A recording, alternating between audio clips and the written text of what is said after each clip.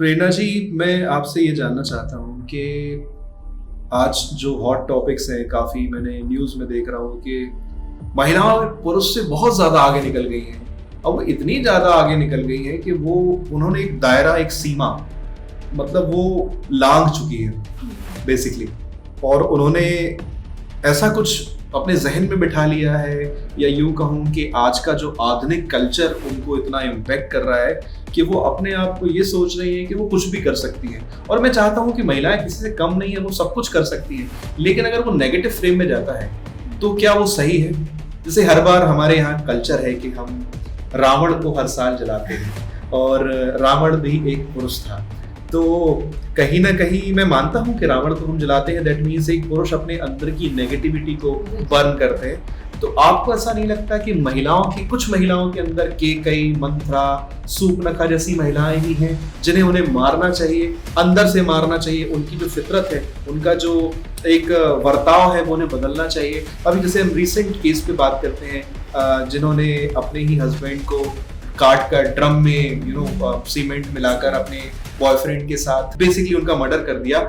सो कहीं महिलाएं बहुत ज्यादा आगे तो नहीं चली गई जहां हम उन्हें रोक नहीं पा रहे हैं, या उन पर हम एक उनका दायरा नहीं बता पा रहे हैं कि देखिए आप आगे तो हो सकती है, लेकिन किसी नेगेटिव फ्रेम में आप आगे ना जाएं तो इस समाज के लिए बहुत अच्छा है। इस पे मैं आपकी राय लेना चाहता हूँ प्रेरणा जी।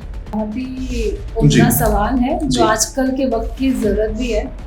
ऐसे बहुत सारे केस जबलपुर में भी हो चुके हैं और मेरे परिचितों के साथ भी है, जहाँ लड़कियां हनी ट्रैप में फंसा देती हैं बॉयज को, और नॉर्मल दोस्ती को भी गलत तरीके से प्रेजेंट करती हैं कि इसके साथ ऐसा ऐसा है। बट जो भी कानून बने थे वो उस समय के हिसाब से बने थे जब महिलाएं बहुत पीछे थी, जब महिलाएं घूंघट प्रथा चलाती थी, जहाँ मेल डोमिनेंस था। पर आजकल जिस सोसाइटी को हम बिलोंग करते हैं, मतलब अगर हम अपर मिडिल क्लास की बात करते हैं, तो वहाँ महिलाएं और पुरुष दोनों बराबर हैं। दोनों के लिए जो राइट्स बने हुए हैं गवर्नमेंट की तरफ से बिल्कुल इक्वल है। बट कुछ सच में महिलाएं हैं जो इनका दुरुपयोग कर रही हैं, इनको गलत नेगेटिव तरीके से यूज कर रही हैं। तो सिर्फ इतना ही रिक्वेस्ट है फीमेल से कि गवर्नमेंट ने या कानून ने अगर आपको अधिकार दिया है तो उसको पॉजिटिव तरीके से यूज कीजिए, ना कि नेगेटिव। और जो भी बहुत ही सेंसर्ड मुद्दा है, बहुत ही गर्म मुद्दा है, जहाँ किसी फीमेल ने अपने हस्बैंड का मर्डर करके, तो सिर्फ इतना कहना चाहती हूँ कि हर एक फीमेल का उनका एक राइट है कि वो जिस पार्टनर के साथ अगर हैप्पी है, सैड है, खुश है या नहीं है, तो एक जरिया है तलाक लेने का, एक जरिया है म्यूचुअल अंडरस्टैंडिंग का, एक जरिया है बातचीत करके चीज़ों को सॉर्ट करने का। बट किसी के बेटे को इस तरह से मारना मेरी नज़र में गलत है। मेरी राय यही है कि ऐसा कोई भी मुद्दा नहीं है जो बातचीत करके हल नहीं हो सकता या उसका कोई सोल्यूशन नहीं है। मैं हमेशा मानती हूँ कि चाबी पहले बनती है ताला बाद में, आंसर पहले होता है क्वेश्चन बाद में। इसी तरह से समाधान पहले होता है समस्या बाद में। सिर्फ हम उस समस्या के समाधान तक पहुँच नहीं पाते हैं। बहुत ही दुखद विषय है कि लड़कियां इस चीज़ को गलत तरीके से उपयोग में ला रही हैं। नहीं तो लड़कियां पुरुषों से किसी भी फील्ड में कम नहीं है। चाहे आप सुनीता विलियम्स की बात करें, जो इतने दिन तक चांद पे रह के आई और सुरक्षित वापस आ गई, और प्रदेश की भी बहुत सारी महिलाएं हैं जो देश में हर तरह से मर्दों के साथ उनकी बराबरी से कंधा मिलाकर काम कर रही हैं, पर उन्होंने अपने किसी भी अधिकार का गलत तरीके से उपयोग नहीं किया है। तो हर एक साधारण सी महिलाओं से, हर एक फील्ड से यही रिक्वेस्ट कर रही हूँ इस मंच के माध्यम से। मेरी राय तो यही है कि सरकार ने कानून बनाए थे हमारी सुरक्षा के लिए, हमारी गरिमा के लिए, कि हम पुरुषों के साथ कंधे से कंधा मिला के समाज को आगे ले जाएं। और अगर हम पतन का मार्ग चूज कर रहे हैं तो इसमें हमारा ही नुकसान है। हर फीमेल अपनी इस गरिमा को बना के रखे और पुरुषों के साथ इक्वालिटी का, जैसे वो हमें रिस्पेक्ट देते हैं, जैसे वो हमें प्यार करते हैं, वैसे हम भी उन्हें इक्वालिटी का स्थान दें। नमस्ते भारत, मेरा नाम है शिवम और आप मेरे साथ मेरे पॉडकास्ट चैनल में, जिसका नाम है आपकी राय, और हमारे साथ हैं मिसेस प्रेरणा जादवानी। और छोटा सा इंट्रोडक्शन मैं आपको देता हूँ, रेस्ट वो ही अपने आप को इंट्रोड्यूस करेंगी हमारे ऑडियंस के लिए। She is one of the best 2018 Mrs heritage India, then she got Mrs. Athletic, then again she is Mrs. Fit, and recently she got Mrs. Best Iconic Physique 2024.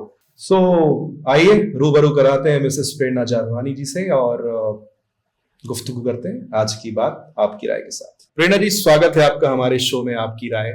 और most welcome. बहुत अच्छा लगा आप हमारे studio आए, और मैं चाहता हूं कि आप अपने बारे में हमारी ऑडियंस को बताएं, कौन है आप। बेसिकली क्या होता है कि हम जो इंट्रोड्यूस करते हैं वो उतने अच्छे से इंट्रोड्यूस नहीं कर पाते, और वो कहा गया है कि जो खुद से इंट्रोडक्शन मिलता है वो काफी अच्छा होता है। तो मैं चाहता हूं कि आप हमारे ऑडियंस को अपने बारे में प्लीज बताएं। नमस्कार, मैं हूं Prerna Jadwani, Mrs India heritage 2018, Mrs athletic, Mrs fit, best iconic physique 2024। Thank you so much Shivam sir and आपकी राय फॉर हैविंग मी। प्रेरणा जी, आपने जैसे इंट्रोडक्शन तो हमारी ऑडियंस को दे ही दिया है, तो मैं चाहता हूं कि शुरुआती दौर आपका कैसे रहा। मतलब आपने, जैसे मैंने देखा कि मिसेस 2018 मिसेस इंडिया हेरिटेज जो आपने अचीव किया, सो वो जर्नी कैसे शुरू हुई? मतलब कैसे आपको लगा कि इस चीज में, इस फील्ड में मुझे आना चाहिए? I mean mother of two जैसे आपने बताया, और इतना एनर्जेटिक मैं जैसे अभी आपको भी देख पा रहा हूं, तो उस टाइम 2018 में आपकी एनर्जी और ज्यादा रही होगी। सो वो कैसे आपका सफर मिसेस इंडिया तक पहुंचा, उसके बारे में कुछ आप बताएं तो। शिवम सर, जैसा कि फीमेल्स जब मदरहुड में आती हैं तो उनकी बॉडी में ढेर सारे ट्रांसफॉर्मेशन होते हैं। उसमें एक मेजर ट्रांसफॉर्मेशन होता है आपका वेट गेन होना, जो हर एक फीमेल को माँ बनने की खुशी देने के साथ साथ एक डिप्रेशन की तरफ ले जाता है कि हमारा फिगर पहले की तरह ब्यूटीफुल नहीं रहा। क्योंकि कुछ भी कहिए, औरत की खूबसूरती कहीं ना कहीं मेजरमेंट स्केल में वो फिगर से ही नापी जाती है। तो जब मेरा भी सेकेंड बेबी हुआ तो मैं 120 किलो की हो गई थी, और मेरे भी घर वालों का था कि तुम पहले बहुत प्रिटी थी, अब गोल मटोल हो गई हो, राइट। तो अपने आप को एक चैलेंज किया कि ट्रांसफॉर्म करते हैं खुद को, not because of modelling, not because of good looking, क्योंकि कुछ हेल्थ इश्यूज भी होने लग गए थे। लाइक मैं बैठ नहीं पाती थी, मैं सीढ़ियाँ चढ़ते वक्त हाँफती थी। अपने बेबी को प्रोलॉन्ग होल्ड करने से स्ट्रेंथ खत्म हो गई थी हाथों की, क्योंकि वेट इतना ज्यादा बढ़ा लिया था। डिलीवरी के बाद खाना पीना, नो वर्कआउट जैसा इंडियन में रहता है, बहुत पैम्पर करके मेरे हस्बैंड बड़ा किया। तो इन सारे हेल्थ इश्यूज को फेस करने का रीजन ये निकला कि हम पीछे होते जा रहे हैं। लाइक अगर हम 25-30 के हैं तो हम 60 साल की बीमारियां लेके चल रहे हैं। तो सोचा कि क्यों ना इस बीमारियों को दूर करके फिटनेस की तरफ आगे बढ़ा जाए। जो फिटनेस की जर्नी आगे बढ़ती गई, जो 120 किलो की प्रेरणा थी, वो जो ही 50-55 की तरफ आई तो एवरीवन स्टार्टेड कॉम्प्लीमेंटिंग कि तुम तो मम्मी नहीं लगती, तुम तो बहुत ब्यूटीफुल हो, तो मॉडलिंग के लिए ट्राई करो। तो बेसिकली ये स्टार्ट हुआ था अपने चैलेंजेस से, अपने हेल्थ इश्यूज से। तो जब फीमेल सोचती हैं कि मदर बनने के बाद उनका करियर खत्म हो गया था, मेरा तो वहां से शुरू ही हुआ था। प्रेरणा जी, जैसे आपने बताया कि ये बात तो काफी सही है कि काफी फीमेल्स को ये लगता है कि बेबी बॉर्न हो गया और अब मैं कुछ नहीं कर सकती, बेसिकली मेरा फोकस बच्चे की तरफ है। लेकिन कहीं ना कहीं ये गलत है। मतलब उस टाइम पे भी अपने बारे में सोचा जा सकता है, और बिगेस्ट एग्जाम्पल हमारे सामने है कि आपने अपने बारे में सोचा अलॉन्ग विथ योर फैमिली, और आप आज यहाँ तक है। प्रेरणा जी, जैसे आपने मुझे बताया कि आपने शुरुआती तौर पे आपने बहुत सारे चैलेंजेस फेस किए। अब मुझे ये बताइए कि आपने जब ये सोचा कि मॉडलिंग का ही करियर आपको चूज करना है, कैसा रहा वो जबलपुर से दूसरी सिटीज तक का सफर? शिवम सर, ये मैं नहीं कहूंगी कि बहुत आसान सफर रहा, क्योंकि जब आप मॉडलिंग वर्ड सुनते हैं तो लेडीज के लिए या फीमेल्स के लिए कोई भी फैमिली बेसिकली ससुराल एकदम अग्री नहीं करता है। बट ये है कि अगर फीमेल्स अपने दायरे सेट कर ले कि मुझे इस लेवल तक की ही मॉडलिंग करनी है, कोई खराब प्रोफेशन नहीं है। हमेशा दादाजी कहते थे कि औरत की गरिमा, ग्रेस, हर चीज उनके खुद के हाथ में रहता है। बिल्कुल। तो एक दायरा बनाया था कि हाँ, जो भी शूट्स करूंगी वो पूरे ग्रेसफुल होने चाहिए, और तब तक कोई भी शूट साइन नहीं करूंगी जो ऑथेंटिक ना हो। बिल्कुल, वेरी नाइस। ये बात तो प्रेरणा जी आपने बहुत सही कही है कि महिला का असली गहना उसका एक दायरा होता है। अगर हम किसी भी चीज को एक दायरे के अंदर रख के काम करते हैं तो डेफिनेटली सक्सेस तो मिलती है, और लोग हमको एक अलग आइडेंटिटी से जानते हैं कि ये क्योंकि हमने अपना एक दायरा सेट किया है, तो लोगों को भी पता है कि हमको इनसे सिर्फ इतना ही काम कराना है। और मॉडलिंग का एक सही दायरा ये है कि अगर आपने अपनी एक गरिमा बना के रखी है तो डेफिनेटली आप एक पीक तक पहुंचते हैं और लोग आपको रिकॉग्नाइज करते हैं आपके अच्छे काम के लिए। प्रेरणा जी, जैसे आपने बताया कि शुरुआती तौर पे आपने हर जगह पे चैलेंजेस फेस किए, चाहे वो आपका मदरहुड हो या आपके वेट को लेके हो, या इवन आपने बताया कि आपकी फैमिली ने भी इनिशियली स्टेप में ये सोचा होगा कि आप मॉडलिंग में जा रहे हो, ये डिसीजन ऐसा ना हो कहीं गलत साबित हो जाए। तो मुझे आप बताइए कि जैसे आपने बताया कि हस्बैंड ने काफी आपको सपोर्ट किया, तो मैं चाहता हूं कि दो चार शब्द हम वो भी जाने कि कहाँ तक उनकी कहते हैं ना कि सपोर्ट कहाँ तक रहा अपनी फैमिली को कन्विंस करने के लिए इस पर्टिकुलर फील्ड में आने के लिए। शिवम सर, आपने एक कहावत सुनी होगी कि हर सफल पुरुष के पीछे एक महिला होती है। बिल्कुल। बट मेरे केस में थोड़ा सा चेंज है। मेरी सफलता के पीछे पूरा योगदान मेरे हस्बैंड का। Very nice. तो उनका 100% योगदान रहा। शुरुआती दौर में मेरे इन-लॉज, मेरे सास ससुर मेरे साथ रहते हैं, तो उनके लिए काफी नया था कि मेरी बहू मॉडलिंग करेगी, तो मॉडलिंग को बहुत अच्छा नहीं समझते थे। बट मेरे हस्बैंड ने कहा जैसे आप मुझे देखते हो वैसे ही मेरी वाइफ को भी देखो। क्या बात है। मेल फीमेल का जेंडर वाइज अगर आप अलग कर दो, जो कपड़े वो पहनती है उसे पता है कि उसके शरीर को ढकने के लिए जितने पर्याप्त हैं, जैसा है उसके उस गरिमा को आप देखिए। और मुझे पता है, यकीन है अपनी बीवी पे, जैसा कि हर पति से मैं चाहती हूँ कि वो अपनी वाइफ के ऊपर इतना ट्रस्ट तो दिखाए, वो जरूर कुछ ना कुछ बहुत बड़ा करके दिखाएगी। सो प्रेरणा जी, सबसे ज्यादा प्रेरणा आपको अपनी फैमिली से मिली, ये कह सकते हैं कि हस्बैंड ने आपको प्रेरित किया यहाँ तक पहुंचने के लिए। और कहीं ना कहीं जैसे आपने बहुत ही अच्छी बात बोली कि अमूमन लोग बोलते हैं कि एक सक्सेस के पीछे एक महिला का हाथ होता है, और शायद कहीं ना कहीं अगर मैं इसको दोनों पहलू से देखूं तो शायद उस महिला की सक्सेस में भी पुरुष का ही हाथ होता है। तो वो एक बैलेंस तराजू बराबर होना चाहिए, कभी महिला सपोर्ट करे तो कहीं पुरुष सपोर्ट करे, और दोनों अगर एक सपोर्ट करते हैं तो सक्सेसफुल चीजें हो ही जाती हैं। सो प्रेरणा जी, आप जबलपुर से कैसे बाहर गई, क्या आपका जर्नी रहा, आप कहाँ तक गई, आपने क्या क्या फेस किया इन टर्म्स ऑफ मॉडलिंग? जैसे आपने बताया कि आपके 2 बेबीज हैं, राइट? सो जब आप जबलपुर से आपने स्विच किया होगा किसी दूसरी सिटी के लिए, तो बैक ऑफ द माइंड आपको ये लगा रहता होगा कि यार मेरे बच्चे घर पे हैं, मेरे हस्बैंड है, मेरे इन-लॉज हैं, उनका ध्यान कौन रख रहा होगा? सो कहीं ये ऑब्स्ट्रक्शन आपके जहन में आया होगा, तो आपने इसको कैसे फेस किया और अपनी जर्नी को आगे किया प्रेरणा जी? शिवम सर, मैं आपको एक बहुत ही मजेदार बात बताती हूँ। जब कोई फीमेल माँ बनती है तो उसका बच्चा दिल और दिमाग दोनों में रहता है। जब हम काम पे भी जाते हैं तो हमें हमारी पूरी फैमिली का ध्यान रहता है, किसने खाना खाया या नहीं। इस जगह पे मैं बहुत लकी रही, मेरी मदर इन लॉ ने मुझे बहुत सपोर्ट किया। उन्होंने मेरे 1.5 साल के बेटे को, जब मैं चंडीगढ़ गई मॉडलिंग के लिए, बॉम्बे गई, दिल्ली गई शूट्स के लिए, तो उन्होंने मेरे बेटे का भी ध्यान रखा और अपने बेटे का भी ध्यान रखा। बहुत बढ़िया। तो touchwood, I am super lucky and blessed.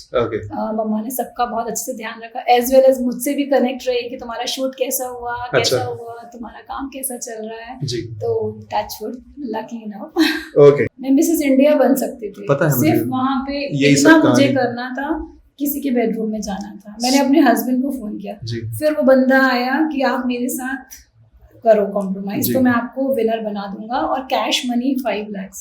मेरे हस्बैंड को मैंने कॉल किया, तो उसने क्या बोला जितना पैसा तेरे पास है उतना पैसा मेरे उससे 10 गुना ज्यादा तेरे बाप के पास है। 37 लेडीज में से मेरा फिटनेस टेस्ट देखना, वो कोई बीट ही नहीं कर सकता है। 5.5 मिनट का प्लान किया था मैंने, तो कोई फीमेल वहां पे किसी में गट्स ही नहीं थे। वो लाइव वीडियो डला हुआ है, तो आप उसको डिनाई ही नहीं कर सकते कि वो कैमरे उनके लगे हुए थे। तो मैंने अपने हस्बैंड से कहा शायद कल मैं बिल्कुल नहीं जीतूंगी, क्योंकि बंदा बार-बार मुझे इरिटेट कर रहा है कि तुम मेरे साथ ये वो। तो मेरे हस्बैंड ने कहा था तुम अभी के अभी फ्लाइट पकड़ो और वापस आ जाओ, मुझे कोई तुम्हें मिसेस इंडिया नहीं बना। सो प्रेरणा जी, बहुत सारी प्यारी बातें आपके मुख से सुन रहा हूं मैं, काफी अच्छा भी लग रहा है। और जैसे आपने बताया कि जबलपुर से आप दूसरी सिटीज ट्रेवल किया आपने, तो वो सफर कैसा रहा? मतलब आप जबलपुर से आपने सोचा होगा कि मैं अब दूसरी सिटी जाऊंगी, जैसे आपने बताया कि बैक ऑफ द माइंड आपके परिवार की चिंता भी आपको थी, लेकिन टच वर्ड आपकी मदर इन लॉ ने आपको काफी सपोर्ट किया, और आपको मैं कहता हूं कि आपके हस्बैंड ने भी सपोर्ट किया और आपकी मदर इन लॉ ने भी बहुत सपोर्ट किया, तब जाकर आप एक पर्टिकुलर आपने एक मुकाम हासिल किया। सो मुझे बताइए कि वो जर्नी, मतलब बेसिकली मॉडलिंग वाली जर्नी पे मैं थोड़ा आपसे हाईलाइट करना चाह रहा हूँ कि मॉडलिंग वाली जो आपकी जर्नी वो कैसी रही? जबलपुर से कौन सी सिटी आप गए, कहाँ ऑडिशन आपने दिया? इससे ये भी होगा कि इनकेस हमारी कुछ जो महिलाएं जो अपने आप को सोचती हैं कि यार मेरा समय जा चुका है, तो शायद वो थोड़ा सा आपसे इंस्पायर हो और उस पर्टिकुलर फील्ड में अपना लक ट्राई कर सके। प्रेरणा जी। शिवम सर, जबलपुर में एक एजेंसी है MIBQ, okay, Mrs India beauty queen, okay, जिसके ऑर्गेनाइजर है बीर कौर डिनर। उन्होंने ऑनलाइन एक रजिस्ट्रेशन फॉर्म निकाला था जी। मेरे हस्बैंड ने ही मेरे लिए वो फॉर्म फिल किया था। क्या बात है। उसमें कुछ फिगर क्राइटेरिया था, तब तो मैं उसके अप टू द मार्क नहीं थी, बट उन्होंने इतने स्टैंडर्ड्स भर दिए थे कि तुम्हें ऐसा बन के ही जाना है। ओके। तो जब ऑडिशन का डे आया, it was 7th of June, I still remember 2017। Okay. तो बढ़िया, वी आर ऑल सेट। हमने बहुत एक्सरसाइज की, खुद को बहुत मेंटेन किया, और हमारे साथ ऑडिशन में 37 फीमेल थी, जिसमें से सिर्फ 5 को चुनना था। अच्छा। सेमीफाइनल्स के लिए। उसके बाद 4 यहाँ से चंडीगढ़ जाने वाली थी जी। तो ईश्वर की कृपा से और अपने हार्ड वर्क से कहना चाहिए, मैंने बहुत हार्ड वर्क किया था इसके लिए। सो आई वेंट वेल, मैंने सेमीफाइनल क्लियर किया, उसके बाद थोड़े बहुत शूट्स क्लियर किए, देन चंडीगढ़ गए रेडिसन में। वापस ये ऑल ओवर इंडिया से हमें 37 फीमेल्स थी मिसेस कैटेगरी में, because it is a Mrs India, right. तो चंडीगढ़ में हमारे साथ 37 फीमेल्स थी, जिन्होंने बहुत सारे 12 राउंड्स के अलग अलग टेस्ट दिए, लाइक हेरिटेज टेस्ट था, फिटनेस टेस्ट था, बिकनी शूट्स थे, पूल टेस्ट थे, बहुत सारे टेस्ट थे हमारे, पार्टीज थी, 90s रेट्रो लुक थे, वो सारे मुझे आपको मेरी प्रोफाइल पे देखने के लिए मिलेंगे। So we went through all the 12 rounds, और कंक्लूजन फिनाले चंडीगढ़ में हुआ। विनर है। सो जैसे आपने बताया Mrs heritage, Mrs India heritage basically 2018। Heritage से मुझे थोड़ा सा पता नहीं है बेसिकली इसके बारे में, हेरिटेज क्या होता है? दैट्स ट्रू, ठीक है। जब MIBQ के लिए मैंने पार्टिसिपेट किया था, तो फिनाले में क्लॉज आया था आपको एक हेरिटेज राउंड प्रिपेयर करना है। तो मैं भी थी कि हेरिटेज मतलब सांस्कृतिक धरोहर, तो what I do as a participant, मैंने जबलपुर में, हमारा मार्बल के लिए हम फेमस है जबलपुर वाले, तो मैं भेड़ा घाट गई और वहां से मैंने मार्बल की ज्वेलरी ली, सस्ती वाली ज्वेलरी जो मार्केट प्लेस पे लोग लगाते हैं, उनके स्टोन्स का ही मैंने वर्क कराया ब्लाउज पे, उनके ही इयररिंग्स पहने, और उसी का चोकर एंड हैंड कार्व बनवाया। और जब मैं प्रिपेयर होके वहाँ, मेरे भी थे टीचर्स ऑडिशन लेने वाले जो भी थे, हेरिटेज राउंड पे जब मैंने वॉक किया, तो वो एक सिमिलर क्वेश्चन पूछा कि आपने ये मार्बल इतना सारा क्यों पहना है, तो मैंने कहा मैं मार्बल सिटी से आई हूँ, तो उन्होंने मुझे मिसेस इंडिया हेरिटेज के लिए सिलेक्ट किया। Very nice. So basically heritage का मतलब धरोहर जी। सो प्रेरणा जी, जैसे आपने बताया कि आपने बेसिकली जबलपुर भेड़ा घाट को रिप्रेजेंट किया इंटरनेशनल प्लेटफॉर्म में, वो काफी अच्छी बात रही। कहीं ना कहीं हमारे जो रूट्स होते हैं उनको कभी नहीं छोड़ना चाहिए। वो पुराने लोग कहते भी हैं कि एक पेड़ की मजबूती उसकी रूट से होती है, वो तब तक फलदार नहीं होता जब तक वो अपने रूट्स में कसाव नहीं लाता। तो कहते ना, अक्सर आपने पतंग देखी होगी उड़ते हुए, उसकी कमान अगर जमीन पे किसी के हाथ में रहती है तो वो बकायदा उड़ती है, लेकिन जब वो ये सोचने लगती है बहुत ऊपर जाती है वो तो कट जाती है, और कट जाती है तो वो डिसबैलेंस हो जाती है, कहीं भी चली जाती है। So roots is very important. जैसे मैं देख रहा था कि आपने मुझे बताया कि काफी दौर आपके मॉडलिंग में बने हुए थे। सो रिसेंटली 2024 में जो आपको टाइटल नवाजा गया जिसका नाम था आइकॉनिक समथिंग, आप बता सकती हैं वो क्या है? बेसिकली आइकॉनिक फिटनेस समथिंग, बहुत सारे टाइटल है, मैं मतलब कंफ्यूज हो जाता हूँ, आपके इतने सारे टाइटल्स हैं। आपने बताया आपके ऑफिस में 540 मोमेंटोज हैं आपके पास, तो डेफिनेटली इतनी बड़ी जर्नी आपने जो देखी है, और कहीं ना कहीं वो एक सक्सेसफुल जर्नी आपकी है। तो मैं चाहता हूं कि 2024 जो रिसेंट है उस पर हम थोड़ी सी बात करें। So, शिवम जी, बेस्ट आइकॉनिक फिजिक 2024 एक कैटेगरी है जहाँ पे फीमेल को उनकी एज के according best fittest lady search करनी थी जबलपुर से। ये अवार्ड शो ऑर्गेनाइज किया था ICDA ने। तो उनको जबलपुर से ऐसी फीमेल चाहिए थी जो अपने एज के अकॉर्डिंग फिट भी हो और इंस्पायरिंग भी हो। तो उन्होंने मुझे अप्रोच किया कि आपके प्रोफाइल को देखा और we choose you as iconic lady of Jabalpur। फिर उसके लिए ऑनलाइन वोटिंग कराई। तो I got maximum voting from Jabalpur audience. Thank you Jabalpur इतना प्यार देने के लिए। और तब मुझे बेस्ट आइकॉनिक फिजिक 2024 से नवाजा गया। Very nice. सो बेसिकली कहीं ना कहीं जैसे आपने बताया कि फिजिक को लेके आप काफी कॉन्शियस थी, मतलब मैं बार बार उस चीज को क्लिक कर रहा हूँ कि मुझे जहन में आता है 120 to 120 110, मतलब जो फिगर का जो स्केल है वो डाउन होते होते कहीं ना कहीं यहाँ ये डाउन हो रहा था और आपका करियर मॉडलिंग का ग्रो कर रहा था। Very nice. सो मुझे ये बताइए प्रेरणा जी कि फिजिक को लेके आप इतनी ज्यादा तैयार रहती हैं कि अपनी मुझे ये करना है, मुझे तो कहीं ना कहीं कुछ जिम वगैरह आपने ज्वाइन किया है या आप डाइट को ज्यादा फॉलो कर रही हैं, या कुछ इसके पीछे कोई स्टोरी है, आपने खुद से ही कुछ अपना लाइन अप करके रखा? तो मैं चाहता हूँ कि आप अपने हम दोनों के ऑडियंस को कुछ बताएं। जब आपको पता ही है कि मैं इतनी मोटी थी, डेफिनेटली कॉन्शियस भी थी। बिल्कुल। यूनिसेक्स जिम में वर्कआउट करते हैं, कंफर्टेबल तो बिल्कुल नहीं हो पाती। बिल्कुल। तो मैंने अपना एक खुद का जिम सेटअप डाला है by the name of PJ fitness studio, जिसकी इनिशियल मेरे नाम के पीजे प्रेरणा जादवानी, और इट्स ओनली फॉर फीमेल। क्योंकि हमें भी शौक है, हम बॉयज की तरह खुद के बाइसेप देखें, खुद के आर्म्स देखें, बैक देखें और चेस्ट देखें, टोन करें। तो ऐसा गर्ल्स जिम जबलपुर में कहीं नहीं था। डेफिनेटली जब इसकी भूमिका घर में रखी गई तो पापा जी ने कहा लड़कियां भी जिम करती हैं क्या?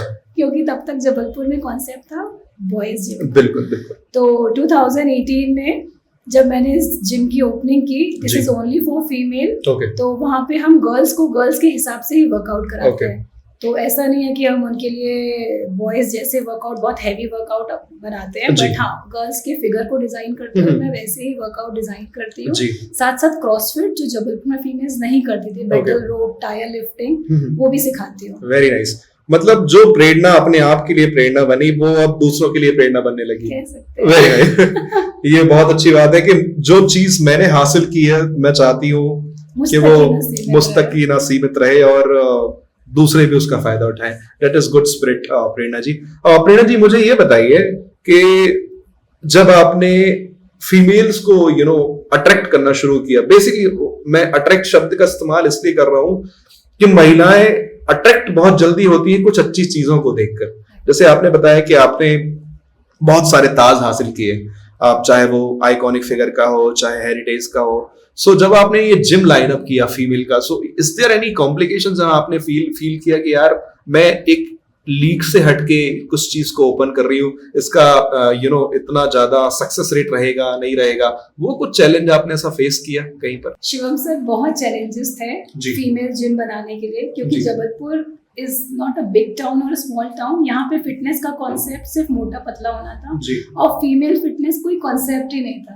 इनफैक्ट गर्ल्स वॉक कर लेती हैं, डाइटिंग कर लेते हैं कि हम पतले हो जाएंगे, बट फिटनेस एक एक्सट्रीम लेवल है एक्सरसाइज का। जब आप इंटरनली फिट महसूस करते हो तो आप सारे काम बहुत इजीली कर लेते हो। उसको मैं एक्सप्लेन नहीं कर सकती वर्ड्स में। जैसे हम भगवान के मंदिर जाते हैं तो एक ऐसा फील होता है अंदर से कि हम एक पॉजिटिव वाइब्स के साथ अंदर जाते हैं, पॉजिटिविटी मिलती है। हम जिस शरीर में रहते हैं उसकी तरफ ही ध्यान नहीं देते हैं। First worship your soul. तो जिम इज लाइक, मेरे को सुकून मिलता है। हर किसी का एक सुकून प्लेस होता है, कोई चर्च जाता है, कोई टेंपल जाता है, कोई किसी इष्ट को मानता है।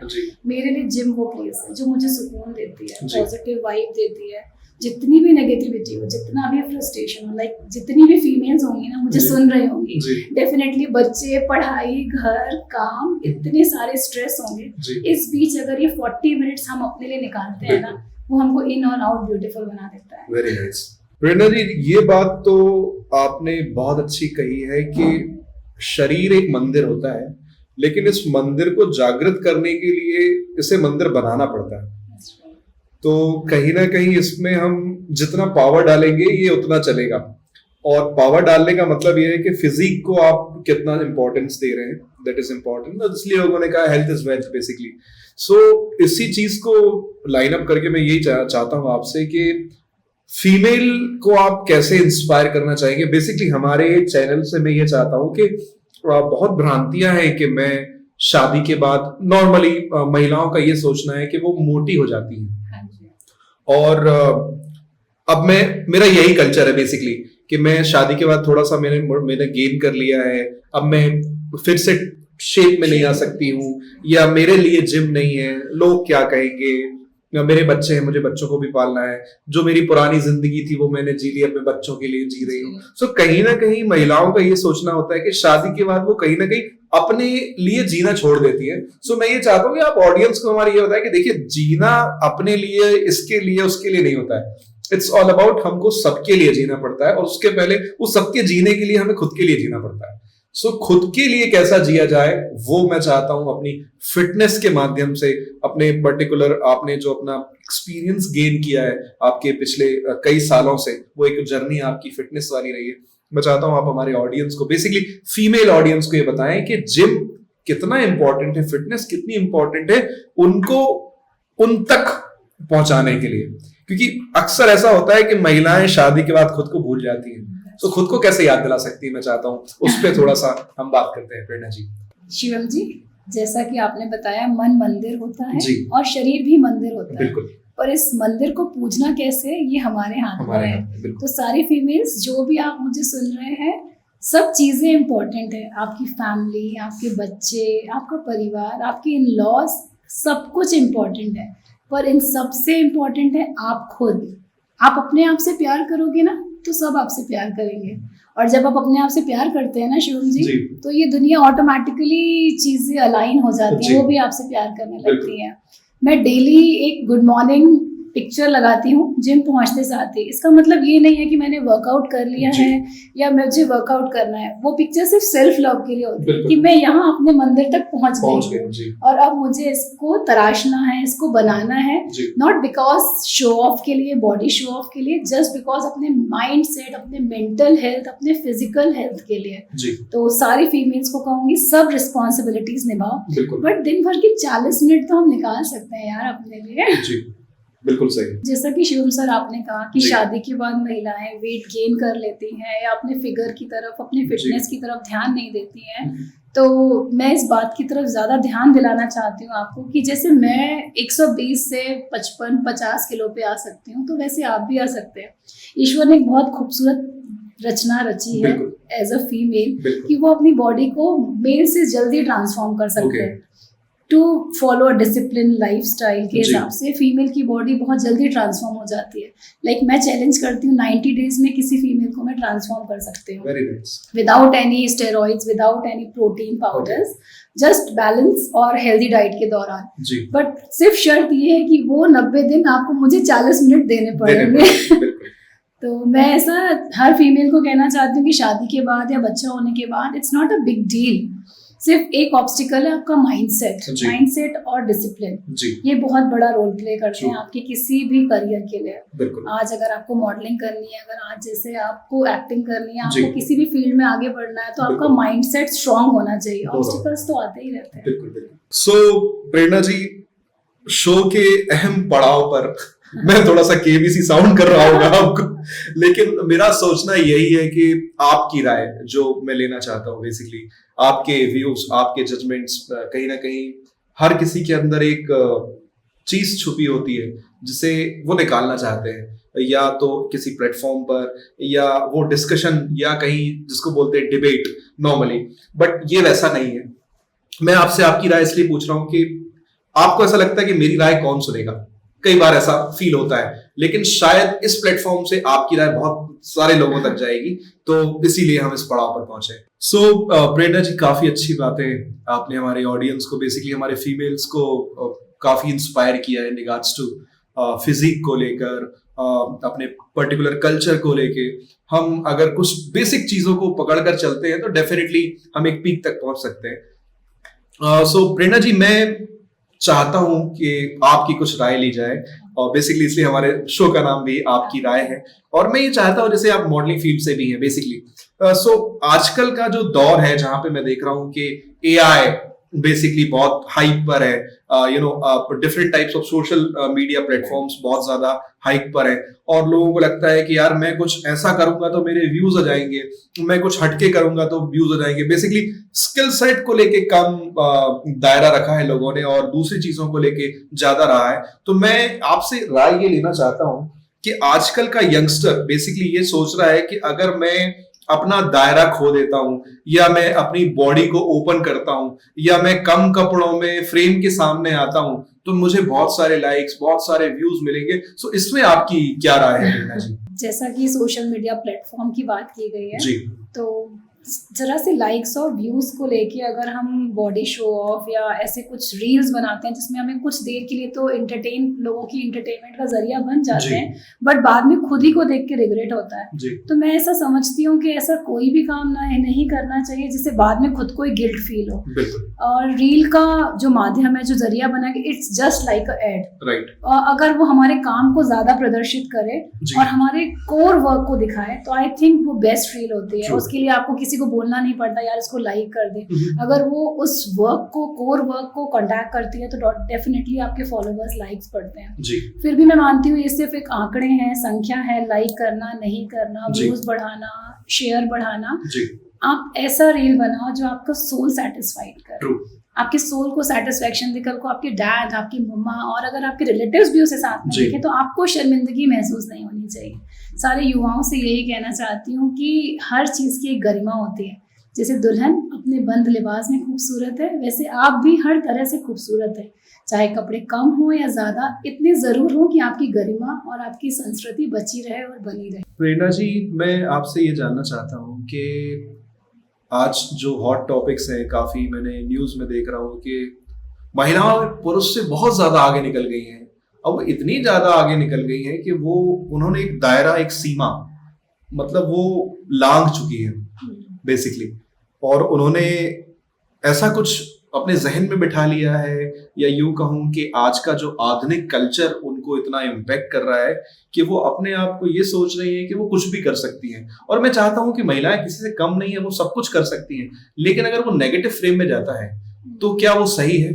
जैसे हर बार हमारे यहाँ कल्चर है कि हम रावण को हर साल जलाते हैं, और रावण भी एक पुरुष था, तो कहीं ना कहीं मैं मानता हूं कि रावण को हम जलाते हैं, दैट मीन्स एक पुरुष अपने अंदर की नेगेटिविटी को बर्न करते हैं। तो आपको ऐसा नहीं लगता कि कुछ महिलाओं के अंदर केकई, मंथरा, सूपनखा जैसी महिलाएं भी हैं जिन्हें उन्हें मारना चाहिए, अंदर से मारना चाहिए, उनकी जो फितरत है, उनका जो एक वर्ताव है वो उन्हें बदलना चाहिए। अभी जैसे हम रिसेंट केस पे बात करते हैं, जिन्होंने अपने ही हस्बैंड को काट कर ड्रम में सीमेंट मिलाकर अपने बॉयफ्रेंड के साथ बेसिकली उनका मर्डर कर दिया। सो कहीं महिलाएं बहुत ज्यादा आगे तो नहीं चली गई जहां हम उन्हें रोक नहीं पा रहे हैं, या उन पर हम एक उनका दायरा नहीं बता पा रहे हैं कि देखिए आप आगे तो हो सकती हैं, लेकिन किसी नेगेटिव फ्रेम में आप आगे ना जाएं तो इस समाज के लिए बहुत अच्छा है। इस पे मैं आपकी राय लेना चाहता हूँ प्रेरणा जी। बहुत ही उम्दा सवाल है जो आजकल के वक्त की जरूरत भी है। ऐसे बहुत सारे केस जबलपुर में भी हो चुके हैं और मेरे परिचितों के साथ भी हैं जहाँ लड़कियां हनी ट्रैप में फंसा देती हैं बॉयज को, और नॉर्मल दोस्ती को भी गलत तरीके से प्रेजेंट करती है कि इसके साथ ऐसा ऐसा है। बट जो भी कानून बने थे वो उस समय के हिसाब से बने थे जब महिलाएं बहुत पीछे थी, जब महिलाएं घूंघट प्रथा चलाती थी, जहाँ मेल डोमिनेंस था। पर आजकल जिस सोसाइटी को हम बिलोंग करते हैं, मतलब अगर हम अपर मिडिल क्लास की बात करते हैं तो वहाँ महिलाएं और पुरुष दोनों बराबर हैं। दोनों के लिए जो राइट्स बने हुए हैं गवर्नमेंट की तरफ से बिल्कुल इक्वल है।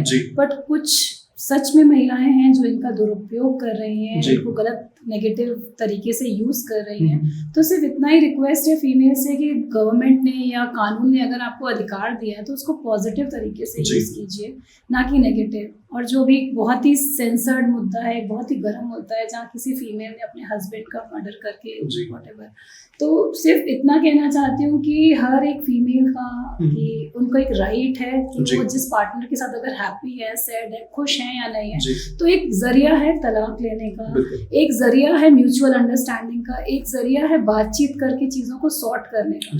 बट किसी के बेटे को इस तरह से मारना मेरी नजर में गलत है। मेरी राय यही है कि ऐसा कोई भी मुद्दा नहीं है जो बातचीत करके हल नहीं हो सकता या उसका कोई सोल्यूशन नहीं हो। मैं हमेशा मानती हूँ कि चाबी पहले बनती है, ताला बाद में, आंसर पहले होता है, क्वेश्चन बाद में। इसी तरह से समाधान पहले होता है, समस्या बाद में। सिर्फ हम उस समस्या के समाधान तक पहुँच नहीं पाते हैं। बहुत ही दुखद विषय है कि लड़कियां इस चीज़ को गलत तरीके से उपयोग में ला रही हैं। नहीं तो लड़कियां पुरुषों से किसी भी फील्ड में कम नहीं है। चाहे आप सुनीता विलियम्स की बात करें जो इतने दिन तक चांद पे रह के आई और सुरक्षित वापस आ गई, और प्रदेश की भी बहुत सारी महिलाएं हैं जो देश में हर तरह से मर्दों के साथ मिलकर बराबरी से कंधा मिलाकर काम कर रही हैं, पर उन्होंने अपने किसी भी अधिकार का गलत तरीके से उपयोग नहीं किया है। तो हर एक साधारण सी महिलाओं से, हर एक फीमेल से यही रिक्वेस्ट कर रही हूँ इस मंच के माध्यम से। मेरी राय तो यही है कि सरकार ने कानून बनाए थे हमारी सुरक्षा के लिए, हमारी गरिमा के लिए, कि हम पुरुषों के साथ कंधे से कंधा मिला के समाज को आगे ले जाएं। और अगर हम पतन का मार्ग चूज कर रहे हैं तो इसमें हमारा ही नुकसान है। हर फीमेल अपनी इस गरिमा को बना के रखे और पुरुषों के साथ इक्वालिटी का, जैसे वो हमें रिस्पेक्ट देते हैं, जैसे वो हमें प्यार करते हैं, वैसे हम भी उन्हें इक्वालिटी का स्थान दें। सो मैं चाहता हूं कि हर फीमेल अपने अंदर की एक नेगेटिविटी को अगर हर साल भी खत्म करती है तो शायद हम बहुत अच्छे एक समाज की तरफ रुख कर सकते हैं।